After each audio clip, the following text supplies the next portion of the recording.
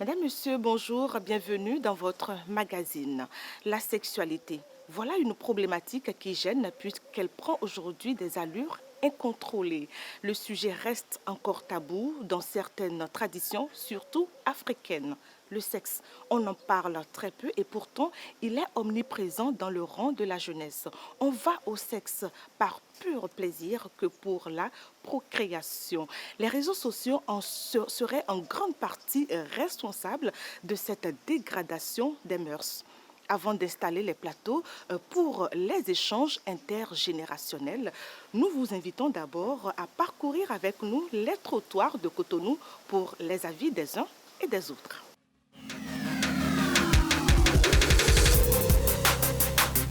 J'avoue que je ne suis pas fière de la jeunesse que nous constituons aujourd'hui. Il y a assez de vices, assez de dérapés. L'usage qu'on fait du sexe aujourd'hui n'est pas vraiment bon. Je vois qu'on on en abuse beaucoup. Nous les jeunes d'aujourd'hui, on en abuse beaucoup. Aujourd'hui, ce que nous constatons quand on parle de la sexualité des jeunes, on voit que nous les jeunes aujourd'hui, nous ne respectons plus rien et on veut toutefois faire notre bêtise. Vile du medo 12 ans, 13 ans. Bah moi, rodo ha ele de. Moto bubule ali toko amo, yemo son dia pise icham yina le kola yi. Yemo moto bubule alo nuka no fili, yeno bi okolo tombo bai. Oh, mais on a tout sur les réseaux sociaux. La mondialisation nous a ouvert la porte à tout. Donc, même les plus petits ont accès à tout à travers les réseaux sociaux, à travers Internet. Il y a beaucoup de conséquences. Nous avons les grossesses précoces. Nous avons et ces grossesses, il y a beaucoup de jeunes qui ne sont pas conscients et qui ne veulent pas être les pères de famille. Donc oblige les filles à avorter, ce qui occasionne beaucoup de morts aujourd'hui. Ça ne promet pas un avenir pour la jeunesse parce que bon, nous sommes appelés à nous préserver. En tout cas, la dignité de la femme ou de l'homme est appelée à être préservée. Le Seigneur a fait le sexe assez caché. Il ne l'a pas fait pour que ça soit publié, pour que ça soit ventilé, la manière dont ça se voit aujourd'hui, non.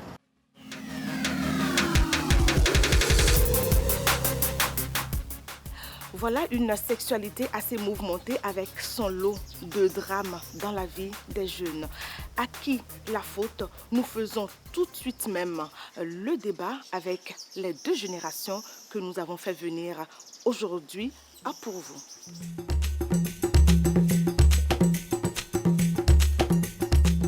Nous avons nos deux invités déjà présents. Il s'agit du professeur Bertin Elomon. Il est professeur de littérature orale. Bonjour, professeur. Bonjour. Et juste à côté de moi, c'est mademoiselle Marie-Rose Avos. C'est vous. Elle est étudiante. Bonjour aussi à vous. Bonjour. Est-ce que vous avez conscience aujourd'hui que dans le rang des jeunes, la sexualité est en véritable dégradation? Aujourd'hui, les jeunes, ils pratiquent la sexualité comme ils veulent. Surtout les jeunes filles, elles donnent le sexe en échange des plats de spaghettis, en échange de shawarma, de pizza. Le sexe est devenu un biscuit, on partage, on s'amuse avec ça. Ça n'a plus de valeur comme avant.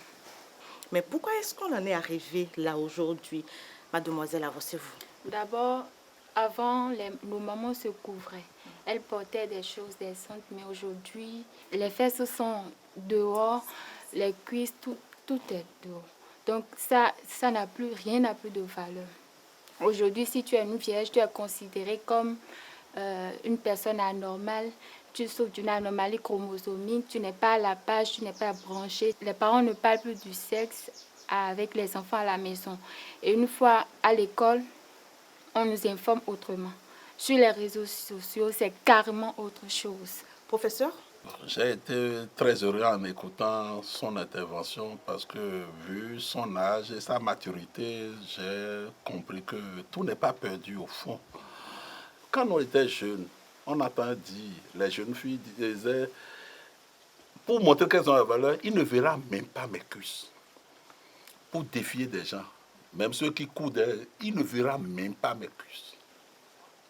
Mais aujourd'hui, non seulement quand on part faire des robes trop courtes, On a commencé par exposer les pelles. Et ensuite, sur les motos, taxis, on expose carrément l'entrejambe. Pire, ce que moi-même, je n'arrive pas à comprendre jusque-là, c'est qu'avec les réseaux sociaux, au lieu d'en faire un usage qui est dans une certaine rentabilité pour les gens, on voit des jeunes exposer leur sexe à des individus qui ne connaissent même pas, à un public qu'ils ignorent. Comme si il existe des gens qui n'ont pas de sexe. Chacun en a quand même. Pourquoi aller exhiber le sien sur les réseaux sociaux? Est-ce que ce sont les réseaux sociaux que vous indexez ou bien la faute est à qui? À qui la faute? C'est une belle question. Dans les années 70, vers la fin des années 70, on parlait d'émancipation de la femme, qui ne doit plus subir des tabous. Mais à un moment, à la fin des années 80, c'est tous les tabous qu'on a essayé de sauter en Occident. Certaines tendances qui étaient perçues comme des tendances de bourgeois ont été imposées comme normes sociales et petitement, on a ôté aux institutions statutaires qui donnent l'éducation, comme l'école, son rôle d'éducation. Les enfants ils n'ont plus été éduqués. Vous m'excusez, je vais dire que ça peut choquer, mais excusez-moi, c'est la réalité qui choque souvent. Vous voyez, on a réduit les enfants à un système d'élevage.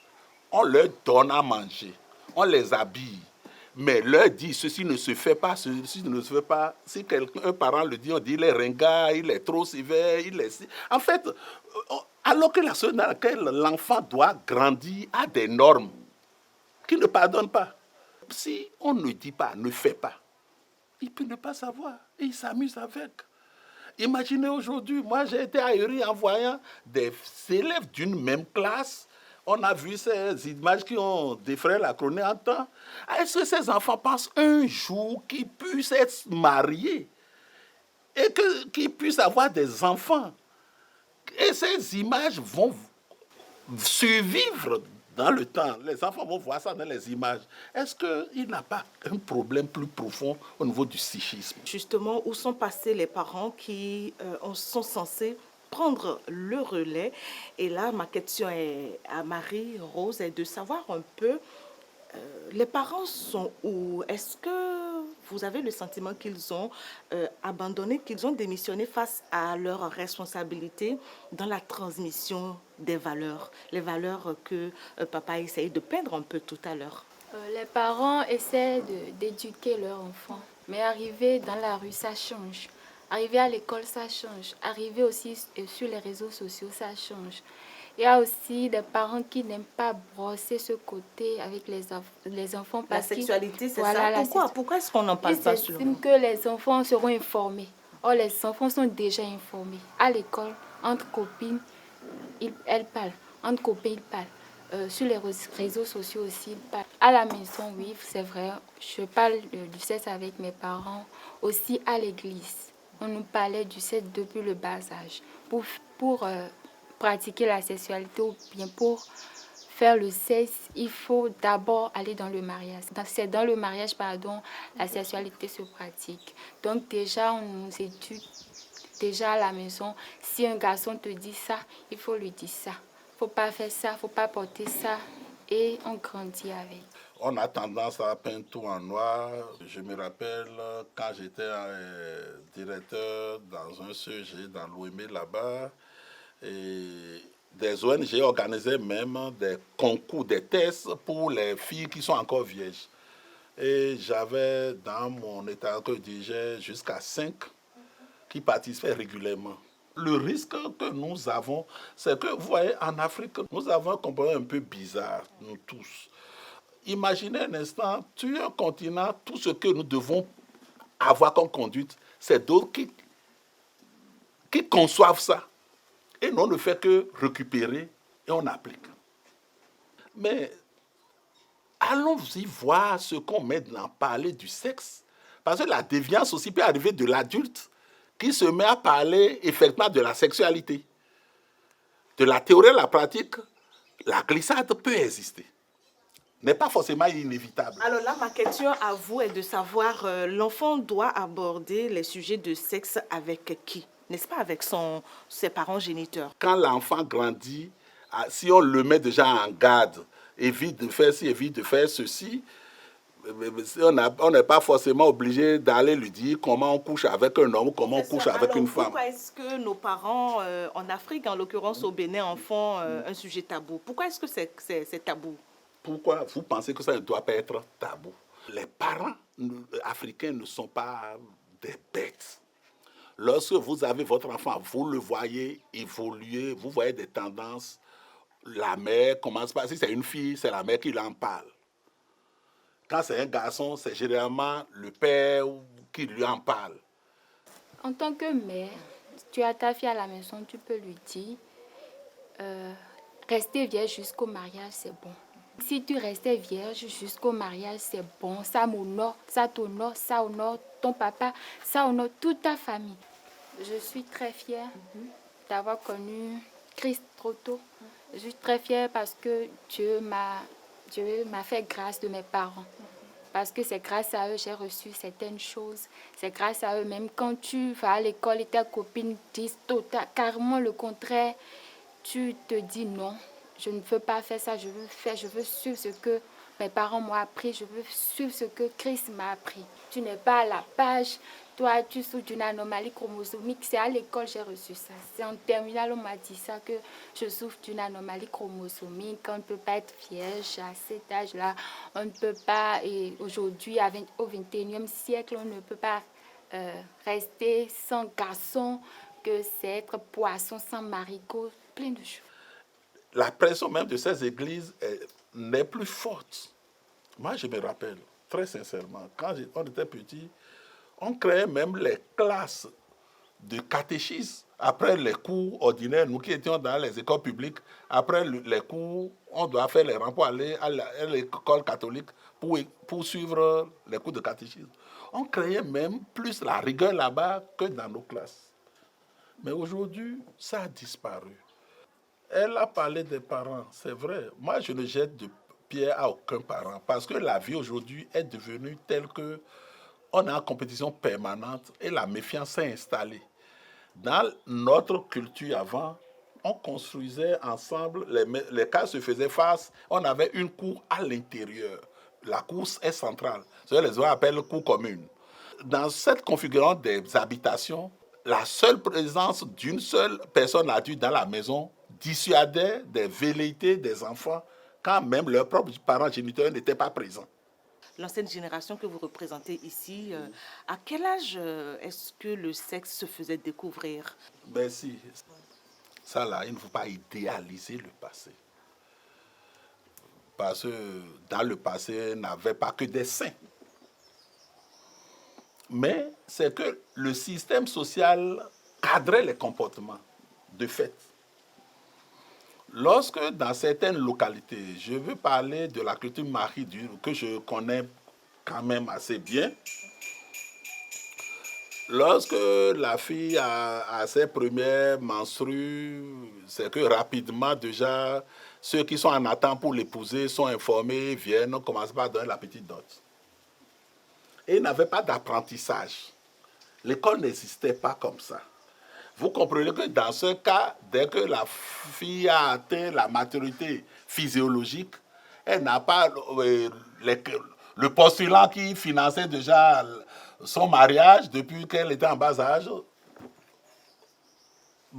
prend sa femme, et c'est comme ça que ça se faisait. Donc les femmes n'ont même pas le temps de connaître plusieurs hommes avant d'aller en mariage. Professeur, qu'on se mariait ou qu'on allait au sexe beaucoup plus avant pour procréer que pour le plaisir. L'un ne va pas toujours sans l'autre, mais c'est que ériger cela comme objet de plaisir uniquement, on est obligé de voltiger. Si ce n'est que le plaisir que vous cherchez, vous allez voltiger de femme en femme. Aujourd'hui, si c'était pour avoir des enfants, les jeunes filles n'allaient pas avorter. Si c'était pour avoir des enfants, elles n'allaient pas chercher des comprimés pour évacuer la grossesse. Donc c'est pour le plaisir, c'est pour s'amuser. Je peux dire qu'on est tous complices d'une certaine manière. Hein. Parce que oui, on est majeur, on est adulte, on voit les comportements, mais on ne fait rien pour arrêter. On dépeint. Ce n'est pas seulement ça. Quand on parle de sexe, c'est que derrière le sexe, il y a d'autres vices qui sont cultivés. Quand vous voyez les apprenants, les jeunes là, on met l'alcool, ils utilisent des produits pour inciter les enfants. Donc vous voyez, il y a d'autres vices qui sont créés. Et on fait, on est dedans, on croit qu'on vit bien. Marie-Rose, les jeunes filles aujourd'hui qui s'adonnent facilement à la sexualité n'ont pas forcément une vie épanouie. C'est vrai. Faute de moyens, il y a d'autres filles qui vendent le sexe. Elles vendent le sexe pour avoir de l'argent, pour porter de beaux habits, pour manger. En tout cas, elle veut vivre bien. Elle veut, la fille à côté veut s'habiller comme la fille de l'école. Elle veut bien s'habiller, elle veut porter de belles chaussures. Mais dans le même temps, il y a des filles qui n'ont rien, mais qui ont refusé de vendre le sexe. Donc il faut marquer la différence. Il ne faut pas suivre l'autre. Il faut être parmi les filles rares. Il faut être celle qui dit non, je dois travailler pour avoir de l'argent. Je dois être une fille qui a de la valeur, qui a du respect. Le respect, c'est dans le comportement. Le respect n'est pas dans l'habillement. Vraiment, merci beaucoup. Hein. Merci pour ce temps d'échange. C'était donc Marie-Rose Avosevou et puis le professeur Bertin Elomon. Nous allons prendre congé de vous.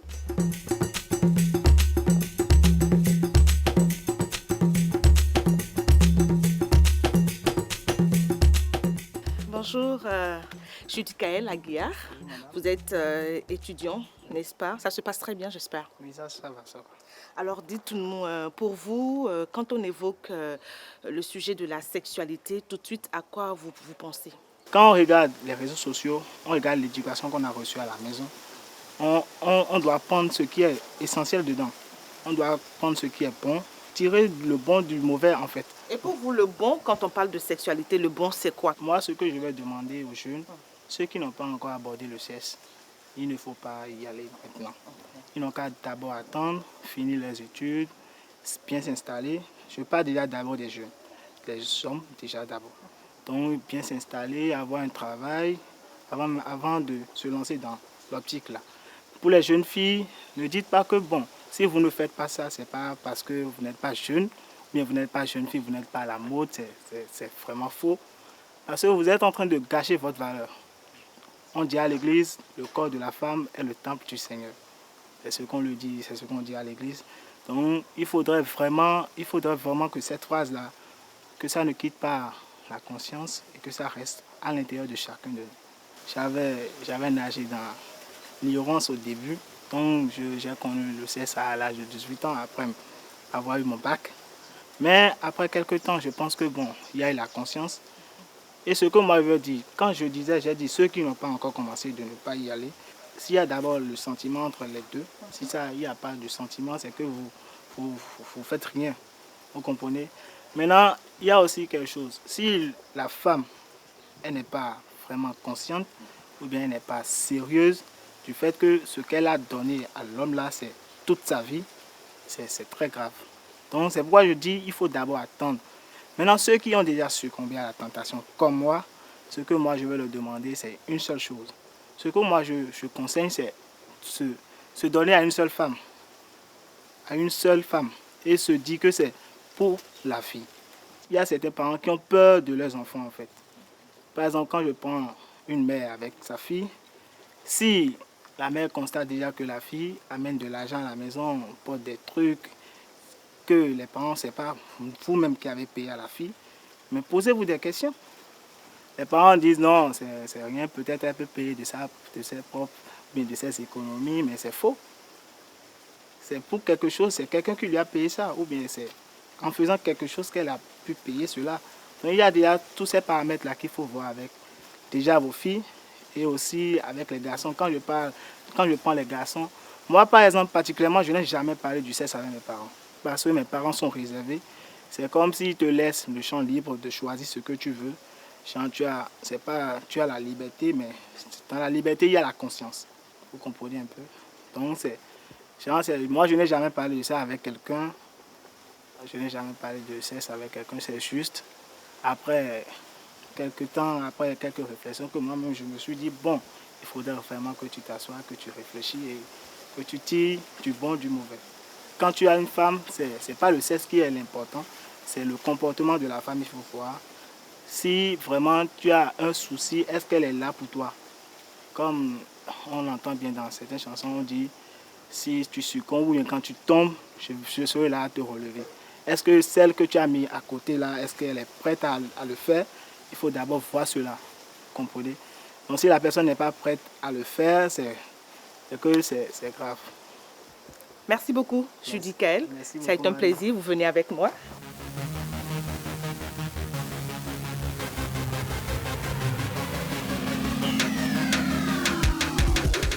Bonjour, professeur Dodo Amouzoui. Madame la journaliste, bonjour. Quel est le qualificatif justement que vous donnez à ces mœurs aujourd'hui, surtout quand on parle de sexualité? Comment est-ce que vous pouvez la peindre dans nos sociétés aujourd'hui? Est-ce que nos sociétés évoluent beaucoup plus vite que les valeurs qui les accompagnent? Est-ce que nos sociétés copient rapidement par mimétisme, par snobisme, par volonté de paraître de l'autre côté? Est-ce que ces sociétés copient? C'est là la question. Sinon, chaque société se suffit à ses mœurs qui se suffisent à l'évolution de ces sociétés-là.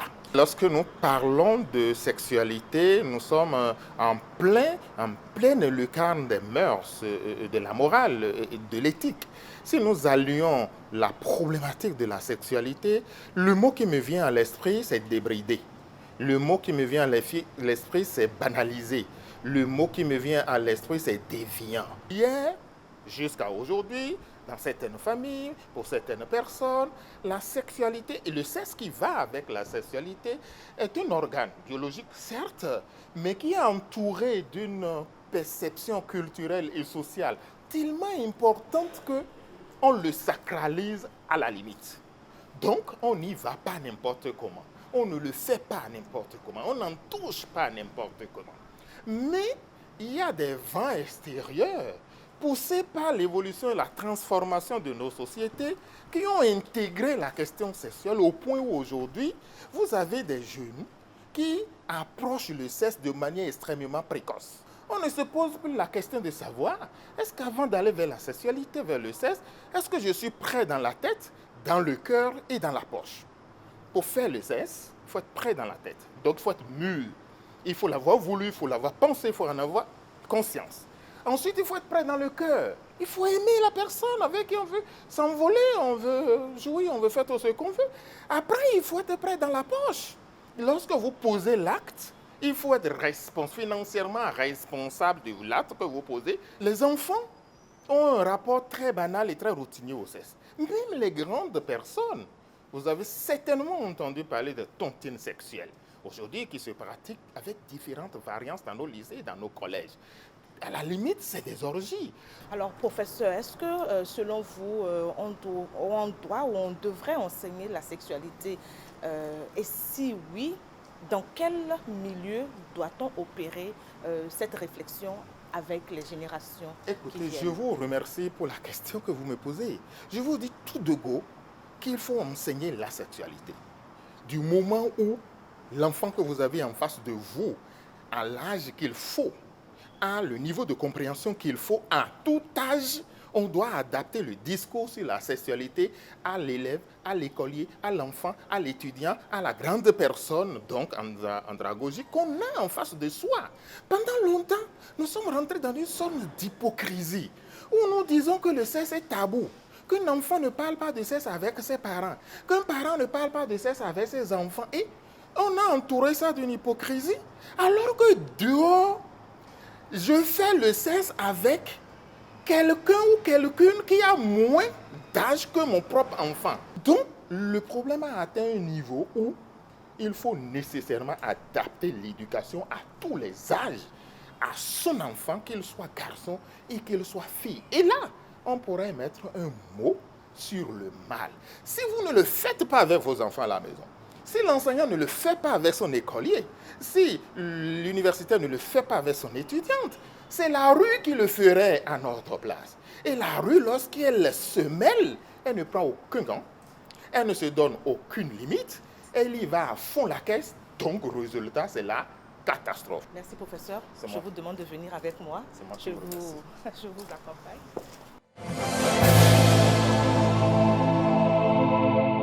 Peut-on vivre une vie de jeune sans verser dans l'immoralité? Tout est bel et bien possible. Un peu de volonté et une dose d'accompagnement de la part de son entourage et le tour est joué. Merci à toutes et à tous de nous avoir suivis. C'était tout pour aujourd'hui. À très bientôt.